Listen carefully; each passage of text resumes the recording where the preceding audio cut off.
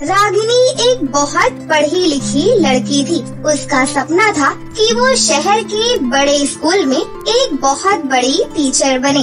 उसका ये सपना पूरा भी हो गया और उसे एक अच्छे बड़े स्कूल में जॉब मिल गई। माँ, आपको पता है इतना अच्छा पैकेज मिल रहा है मुझे, सच में मैं बहुत खुश हूँ। माँ, आप देखना, मैं सबके सपने पूरे करूँगी। मुझे इसी दिन का इंतजार था। बस मेरी 1 महीने बाद सैलरी आने दो, मैं घर का नक्शा ही बदल दूंगी। बहुत सारे काम करने हैं माँ, घर की मरम्मत करवानी है, आयुष के लिए नया क्रिकेट किट लाना है। वो बोल रहा था कि दीदी इस बार मुझे जन्मदिन पर क्रिकेट किट ही चाहिए। और पापा का चश्मा तो देखो कितना खराब हो गया है। मैं पापा का नया चश्मा भी बनवा दूंगी और कुछ कपड़े भी खरीद लेंगे। माँ, कितनी पुरानी साड़ी हो गई है तुम्हारी। इस बार दिवाली पर भी आपने कुछ नहीं लिया था। बस मुझे तो अब बहुत मेहनत से स्कूल में जॉब करनी है, उसके बाद सब कुछ ठीक हो जाएगा। माँ, सब ठीक हो जाएगा। रागिनी बिटिया, सब हो जाएगा, मुझे पता है। मेरी बच्ची बहुत मेहनती है, पर साथ साथ अपने खान पान का भी ख्याल रखा कर। पूरा दिन स्कूल में मेहनत से पढ़ाना, फिर घर आकर घर के काम, तू अपना भी तो ख्याल रखा कर। मेरा ख्याल रखने के लिए मेरी प्यारी माँ जो है। दीदी, मैं अभी अपने सभी दोस्तों को बता कर आता हूँ कि मेरी दीदी मेरे लिए क्रिकेट किट लाने वाली है। अब मेरे पास भी नया बैट बॉल होगा। रागिनी बिटिया, ये देखो, तुम्हारे लिए गर्मा गर्म समोसे लेकर आए हैं। हमें पता था कि हमारी बिटिया खुशखबरी लेकर आने ही वाली है। समोसे? थैंक यू पापा, हम सब मिलकर खाएंगे। आप बैठो, मैं अभी प्लेट में निकाल कर लाती हूँ। पर पापा, मैंने आपको मना किया था ना, आप अभी रेस्ट करो। डॉक्टर ने आपको रेस्ट के लिए बोला है। आप फिर घर से बाहर क्यों चले गए? क्या करूँ बेटा, घर पर लेटे लेटे थक जाता हूँ, मन नहीं लग रहा था। कितनी देर बैठकर टीवी देखूं या मोबाइल फोन चलाऊं। सोचा थोड़ा बाहर की हवा खा लूंगा, इसीलिए चला गया। अरे अब मैं ठीक हूँ, मेरी बिटिया खुश है, उसकी नौकरी लग गई है, तो मुझे अब कोई चिंता कहाँ। अब तो मैं आराम से बैठूंगा।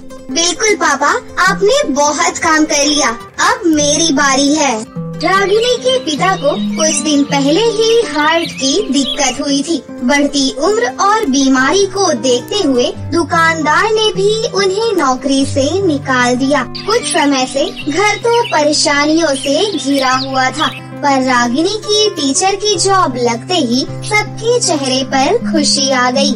रागिनी बहुत ही मेहनत से सभी बच्चों को पढ़ाती। कुछ दिनों में ही रागिनी स्कूल के बच्चों की फेवरेट हो गई। पर एक बहुत ही बिगड़ी हुई लड़की रागिनी की क्लास में पढ़ती थी। रागिनी ने कई बार उसे वार्निंग दी कि वो सुधर जाए, पर सीमा रागिनी की बात पर ध्यान नहीं देती थी। उसे इस बात का घमंड था कि वो स्कूल उसके पापा का है। क्या बात है सीमा, तुम आज फिर 1 घंटा लेट आई हो। मैं तुम्हें ऐसे क्लास में नहीं आने दूंगी। ये स्कूल है, यहाँ पर टाइम पर आते हैं सब बच्चे, इसीलिए तुम भी टाइम पर आया करो। बाहर जाकर खड़ी हो जाओ, अब नेक्स्ट पीरियड में ही तुम्हें अंदर बुलाऊंगी। तुम होती कौन हो मुझे रोकने वाली? ये मेरे पापा का स्कूल है, मैं किसी भी टाइम क्लास में आ सकती हूँ और जा सकती हूँ। सीमा, तुम अपनी लिमिट क्रॉस कर रही हो। मैं तुम्हारी टीचर हूँ, तुम्हें मेरा कहना मानना ही होगा। सीमा ने रागिनी की बात को नहीं माना और सीट पर जाकर बैठ गई। उस समय रागिनी चुप हो गई। उसने सोचा कि छोटी बच्ची है तो ज्यादा डांटना ठीक बात नहीं है, पर रागिनी की ढील से सीमा और ज्यादा बिगड़ी हरकत करने लगी। ऐसे ही एक दिन, सीमा, ये क्या बात है? मैं क्लास में पढ़ा रही हूँ और तुम अपना लंच खोलकर बैठी हुई हो। अभी के अभी क्लास से निकल जाओ। इस टीचर ने तो मेरी नाक में दम किया हुआ है। मैं अभी पापा के पास जाती हूँ। सीमा के पापा उसी समय स्कूल में आए हुए थे। प्रिंसिपल भी वहीं पर खड़ी थी, लेकिन वो कुछ बोल नहीं सकती थी। पापा, इस टीचर को अभी के अभी स्कूल से निकाल दो, ये मुझे बहुत परेशान करती है। अगर आपने ऐसा नहीं किया तो मैं स्कूल और घर छोड़कर चली जाऊंगी। नहीं नहीं सीमा, तुम्हें ऐसा करने की कोई जरूरत नहीं है। मेरे होते हुए स्कूल में तुम्हें कोई भी कुछ नहीं कह सकता। तुम मेरी एक लौती औलाद हो। रागिनी, अभी के अभी मैं तुम्हें नौकरी से निकाल रहा हूँ। प्रिंसिपल मैडम, इसका हिसाब कर दीजिए। पर सर, इसमें मेरी क्या गलती है? सीमा की गलती आप नहीं देख रहे। आप मुझे ही नौकरी से निकाल रहे हैं। आप सीमा के भविष्य के साथ ठीक नहीं कर रहे हैं। रागिनी, कहीं ऐसा ना हो तुम्हारे कारण हमारी भी नौकरी पर बात आ जाए। अभी के अभी यहाँ से चली जाओ। तुम्हारा जो भी इस महीने का हिस्सा बनता है हम तुम्हें दे देंगे। कल से आने की कोई जरूरत नहीं है। रागिनी के सपनों पर पानी फिर गया। रागिनी स्कूल से बाहर आकर बहुत रोई। उसे बिना गलती की सजा मिली, पर वो कुछ कर नहीं सकती थी। रागिनी को समझ नहीं आ रहा था कि वो किस मुंह से घर जाए। अगर वो अपने पापा को ये बताती कि उसकी नौकरी चली गई है, तो उसके पापा को एक बार फिर से सदमा लग जाता। रागिनी इसी सोच में घर की तरफ पैदल ही बढ़ रही थी। उसे पता ही नहीं चला कि कब वो एक सुनसान सड़क पर आ गई। रागिनी को चक्कर आए और वो बेहोश हो गई। जब उसकी आँख खुली तो वो बादलों में बने परीलोक में थी। मैं कहाँ हूँ? मुझे कुछ समझ नहीं आ रहा। तुम बादलों में हो, ये परीलोक है। तुम धरती लोक पर बेहोश हो गई थी। हम धरती लोक पर घूमने के लिए गए थे, तभी हमने तुम्हें बेहोश देखा और तुम्हें उठाकर परीलोक ले आए। मेरे माता पिता मेरी राह देख रहे होंगे। मुझे घर जाना चाहिए। हम तुम्हें घर छोड़ देंगे, पर तुम कुछ परेशान दिखाई दे रही हो। क्या हुआ, हमें बताओ। रागिनी परियों को अपनी सारी दुख भरी कहानी बताती है, जिसे सुनकर परियां भी दुखी हो जाती हैं। तभी उनमें से एक परी बोली, रानी परी, क्यों ना हम अपने तारों के स्कूल में पढ़ाने के लिए रागिनी को ही टीचर रख लें। हमें भी तो परियों के तारों के स्कूल में एक ऐसी टीचर की तलाश थी जो धरती लोक के बारे में बच्चों को ज्ञान दे सके, ताकि हमारे बच्चे बड़े होकर जब धरती लोक पर जाएं, तो धरती लोक के बारे में उन्हें पूरी जानकारी हो। हाँ मेघना परी, यह तो तुमने बहुत अच्छी बात कही। रागिनी, क्या तुम हमारे परीलोक के बच्चों को पढ़ाना चाहोगी? हमें भी बहुत अच्छा लगेगा जब एक धरती लोक की टीचर हम परियों के बच्चों को पढ़ाएगी। हाँ, मुझे बहुत खुशी होगी। मैं जरूर पढ़ाना चाहूँगी, पर रोजाना मैं यहाँ कैसे आ सकती हूँ? ये तो बादल है ना। उसकी तुम चिंता मत करो। हम बादलों में एक ऐसी जादुई सीढ़ी बनाएंगे जिससे तुम बादलों में आ जा सकती हो। और एक बात, तुम्हें हर महीने परिलोक के अनुसार तनख्वाह भी मिल जाएगी, इसलिए अब तुम्हें पैसों की भी कोई चिंता नहीं रहेगी। आपका बहुत बहुत धन्यवाद। मैं कल से ही स्कूल आ जाऊंगी। ये परीलोक का जादुई मोबाइल फोन है, इसे तुम अपने पास रखो। अब हम तुमसे इसी फोन पर बात किया करेंगे।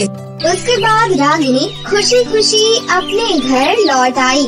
अगले दिन से ही रागिनी बादलों में बने परियों के जादुई तारों के स्कूल में पढ़ाने जाने लगी। परीलोक की परियां बहुत अच्छी थी। वो हर महीने रागिनी को सैलरी के रूप में सोने के सिक्के दिया करती थी। रागिनी की मेहनत रंग लाई और धीरे धीरे उसके पास बहुत पैसे जुट गए। अब उसने खुद का एक स्कूल बनाया जहां वो गरीब बच्चों को मुफ्त में शिक्षा देने लगी। गरीब बच्चों के माता पिता रागिनी को बहुत दुआएं देते थे। बच्चों को पढ़ाने के लिए रागिनी ने बहुत अच्छे टीचर अपॉइंट किए। अब रागिनी का स्कूल शहर के टॉप स्कूलों में गिना जाने लगा। रागिनी की अच्छाई का फल उसे मिल गया। रागिनी ने अपने परिवार को वो सारी खुशियाँ दी जिसका वो सपना देखा करती थी।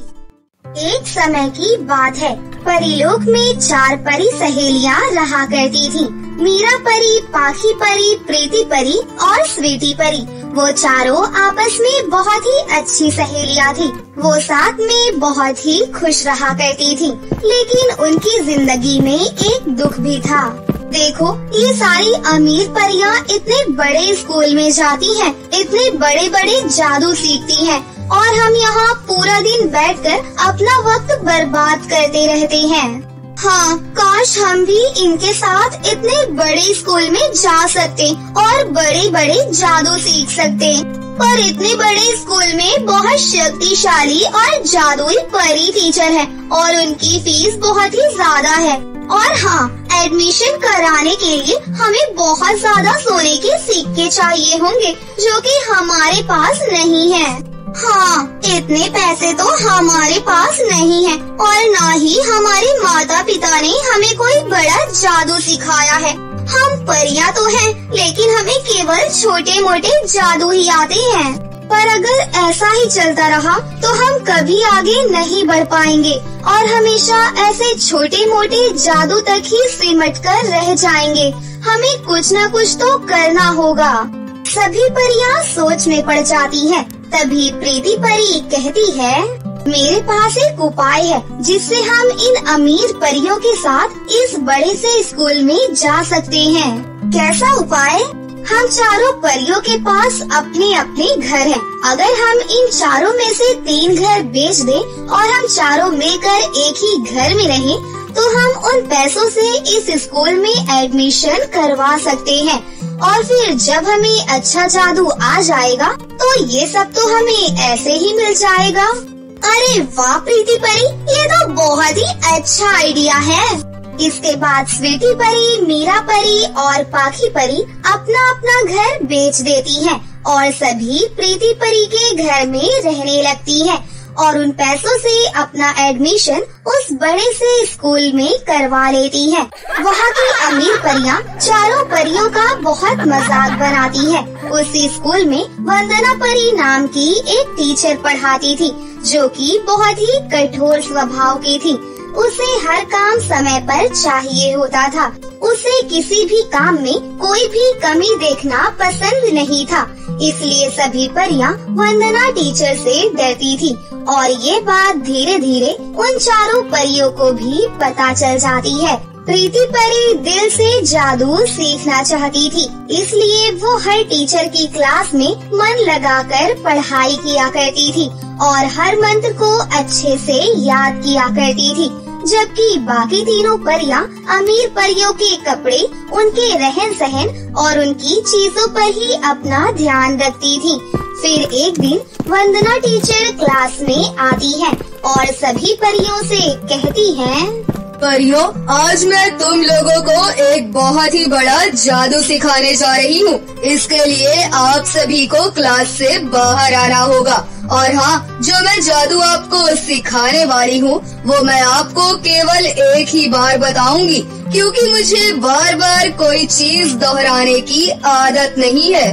इसके बाद वंदना टीचर सभी परियों को एक जगह लाती है, जहाँ पर 4 नदियाँ एक साथ बह रही थीं। देखो परियों, यहाँ 4 नदियाँ बह रही हैं। मैं जो मंत्र तुम्हें बताने जा रही हूँ, उस मंत्र का सही उच्चारण करने से ये चारों नदियाँ एक हो जाएंगी और बादलों में पहुँच जाएंगी। इसके बाद वंदना टीचर सभी परियों को वो मंत्र बताती है, जिसके बाद एक एक करके सभी परियां मंत्र को दोहराकर उन चारों नदियों को एक करके बादलों तक पहुंचाने की कोशिश करती है। पर कोई भी परी उन चारों नदियों को एक नहीं कर पाती, बल्कि उनके गलत मंत्रों के उच्चारण की वजह से कभी बारिश तो कभी तूफान तो कभी कुछ और हो रहा था। इसके बाद जब प्रीति परी की बारी आती है तो वो वंदना परी के बताए मंत्र को बिल्कुल सही ढंग से पढ़ती है, जिससे चारों नदियाँ एक हो जाती हैं और वो बादलों में पहुँच जाती है। ये देखकर वंदना टीचर बहुत ही खुश होती है।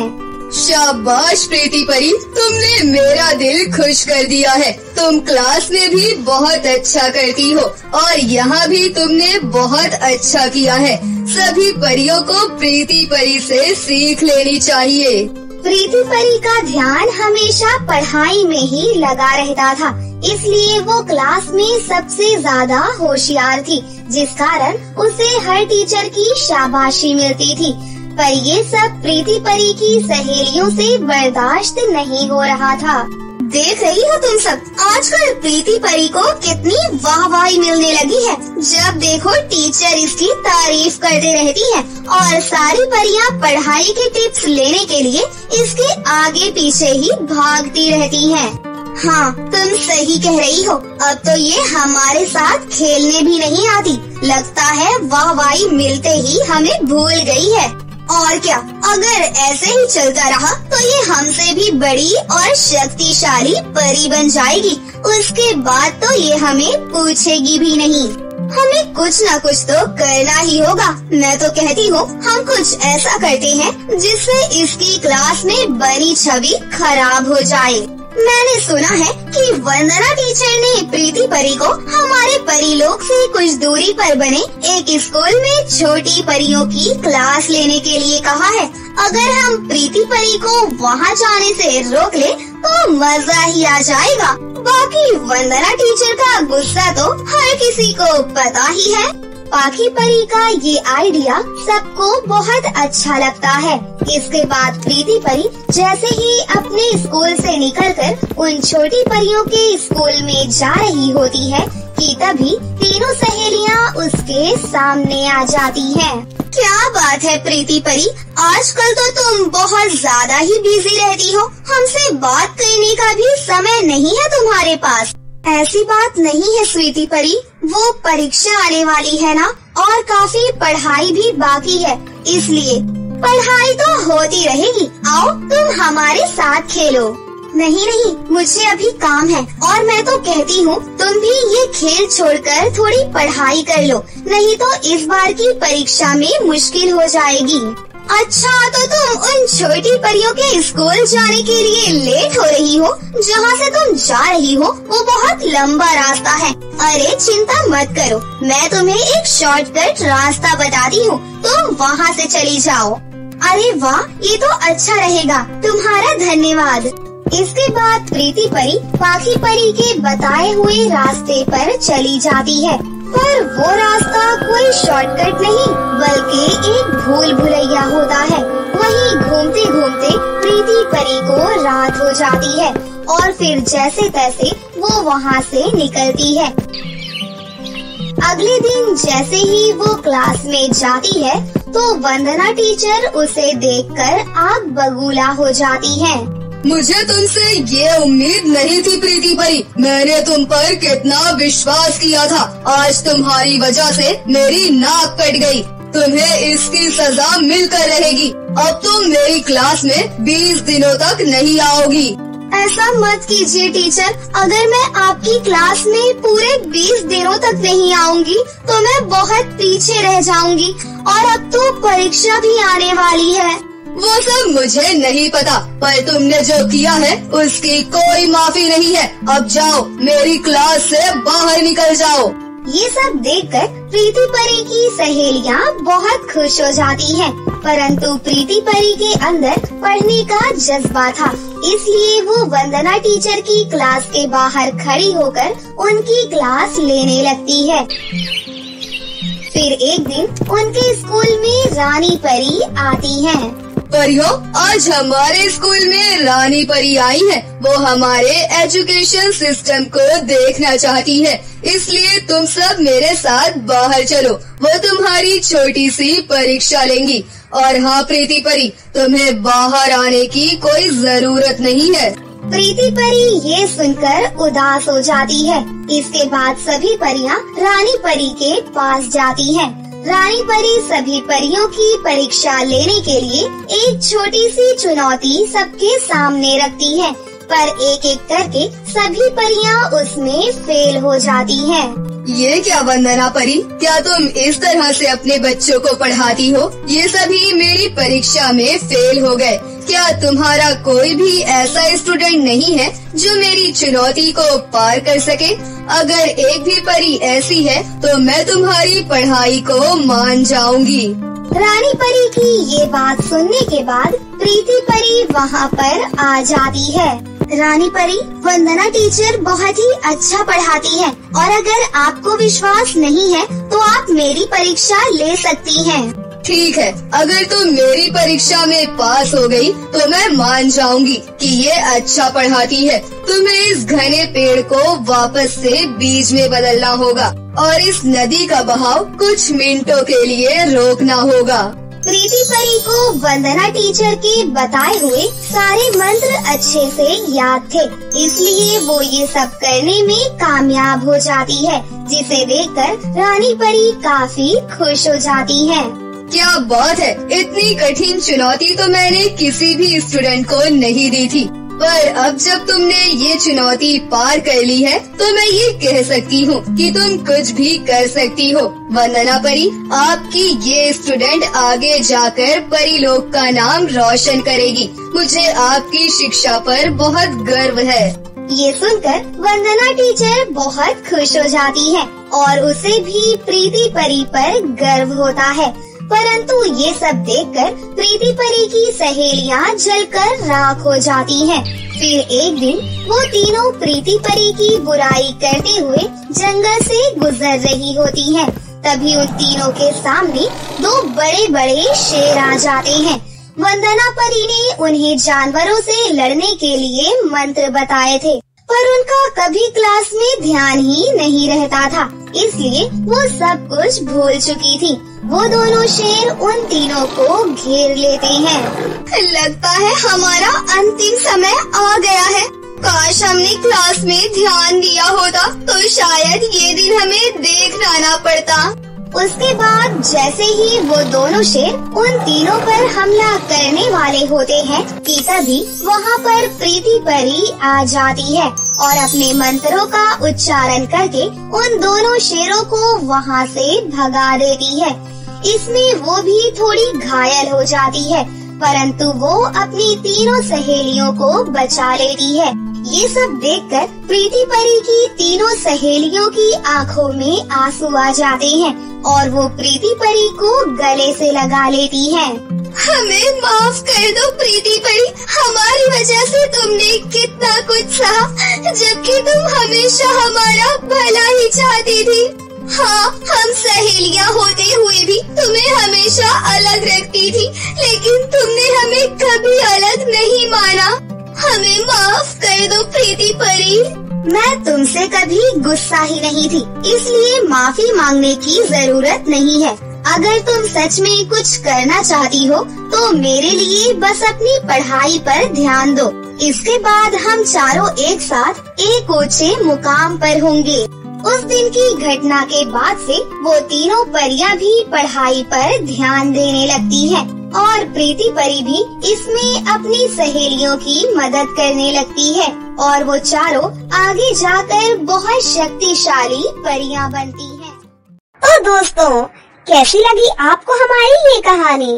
अगर आपको हमारी कहानी अच्छी लगी हो तो इसे जरूर लाइक करें, साथ ही हमारे चैनल को सब्सक्राइब भी कर लें और बेल आइकन को दबाना ना भूलें।